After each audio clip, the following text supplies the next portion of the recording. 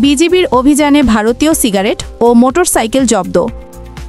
কমলগঞ্জ সীমান্তে অভিযান চালিয়ে বিপুল পরিমাণ ভারতীয় সিগারেট ও একটি মোটরসাইকেল জব্দ করেছে বর্ডার গার্ড বাংলাদেশ বিজিবি। জব্দকৃত পণ্যের আনুমানিক বাজার মূল্য প্রায় 1,60,000 টাকা। বুধবার 30 অক্টোবর শ্রীমঙ্গল ব্যাটালিয়নের 46 বিজিবির একটি টহল দল উপজেলার সীমান্তবর্তী পূর্ববাদ এলাকায় বিশেষ অভিযান পরিচালনা করে মালিকবিহীন অবস্থায় 360 প্যাকেট ভারতীয় সিগারেট ও একটি মোটরসাইকেল জব্দ করে।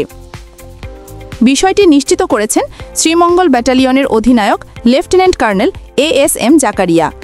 তিনি জানান, 1 অক্টোবর থেকে 30 অক্টোবর পর্যন্ত চলমান অভিযানে শ্রীমঙ্গল ব্যাটালিয়নের আওতাধীন কুলাউড়া, কমলগঞ্জ ও শ্রীমঙ্গল উপজেলা সীমান্ত এলাকায় একাধিক অভিযান পরিচালনা করা হয়।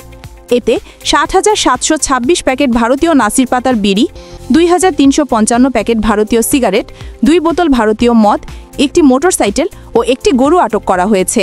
এসব পণ্যের মোট সিজার মূল্য 10,23,300 টাকা বলে তিনি জানান। অধিনায়ক আরও বলেন, 46 বিজিবি 115 কিলোমিটার সীমান্ত এলাকায় দায়িত্ব পালন করছে। সীমান্ত সুরক্ষার পাশাপাশি অবৈধ মাদকদ্রব্য ও অন্যান্য চোরাকালান প্রতিরোধে সর্বোচ্চ পেশাদারিত্ব ও নিষ্ঠার সঙ্গে কাজ করে যাচ্ছে আমাদের সদস্যরা। এই কার্যক্রম ভবিষ্যতেও অব্যাহত থাকবে।